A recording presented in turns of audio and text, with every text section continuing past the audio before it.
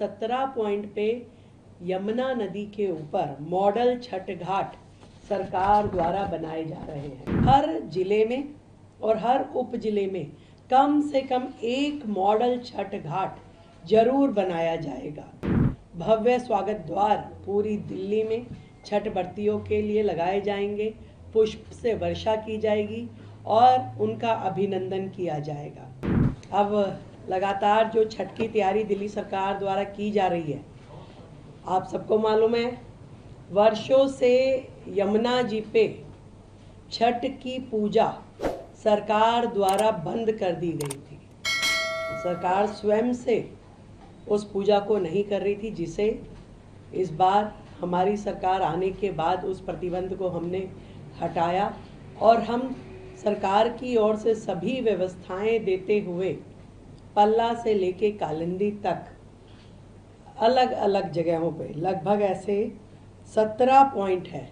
इन 17 के 17 और जो कि किलोमीटर्स में है, कहीं पे आधा किलोमीटर का है, कहीं 1 किलोमीटर का है, कहीं पे 1.5 किलोमीटर का, जो स्पैन जहाँ पे लोग ज़्यादा बसावट है, ऐसे सभी 17 पॉइंट पे यमुना नदी के ऊपर मॉडल छठ घाट सरकार द्वारा बनाए जा रहे हैं। पिछले वर्षों की तुलना में इस बार शहर के अंदर होने वाली छठ पूजा के स्थलों में भी बहुत वृद्धि आने की उम्मीद है। पिछली बार केवल मात्र 929 स्थानों पे छठ के कार्यक्रम हुए थे, परंतु आज अभी तक हमारे पास 1000 से अधिक आवेदन छठ मनाने के लिए, कार्यक्रम करने के लिए समितियों के आवेदन आ चुके हैं। और हम जो 17 घाट यमुना जी पे बनाएंगे, उनके अलावा इन सभी 1000 घाट या जितने भी लास्ट डेट तक हमारे पास आएंगे, उन सब में सारी व्यवस्थाएं सरकार की ओर से देंगे, जिसमें टेंट है, जिसमें बिजली है, स्वच्छता है, शौचालय है, ये सारी व्यवस्थाएं सरकार की ओर से होगी। और हर जिले में और हर उप जिले में कम से कम एक मॉडल छठ घाट जरूर बनाया जाएगा। भव्य स्वागत द्वार पूरी दिल्ली में छठ व्रतियों के लिए लगाए जाएंगे, पुष्प से वर्षा की जाएगी और उनका अभिनंदन किया जाएगा।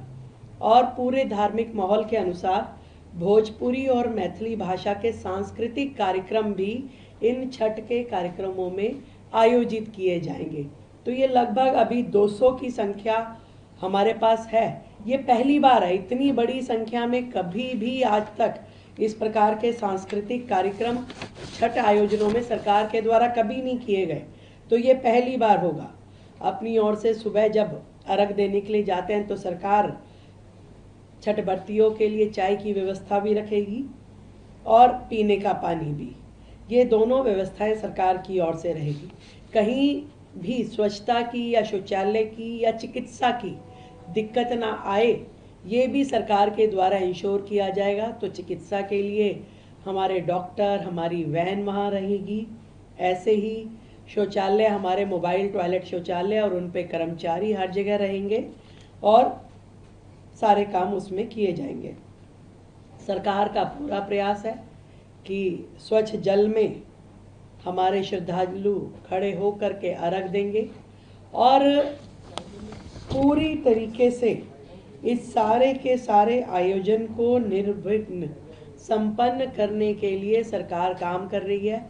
आज से एक विशेष स्वच्छता अभियान, जिसमें हमारे सभी जनप्रतिनिधि, MP, MLA, काउंसलर, सभी जनप्रतिनिधि अपने क्षेत्र में जहां छठ पूजा होने वाली हो, उन सभी घाटों पे जा कर के विशेष स्वच्छता अभियान चलाएंगे। तो हमारे सभी लोग इसमें लगे हैं ताकि एक बहुत ही सुंदर और बेहतर एनवायरनमेंट वहाँ हो।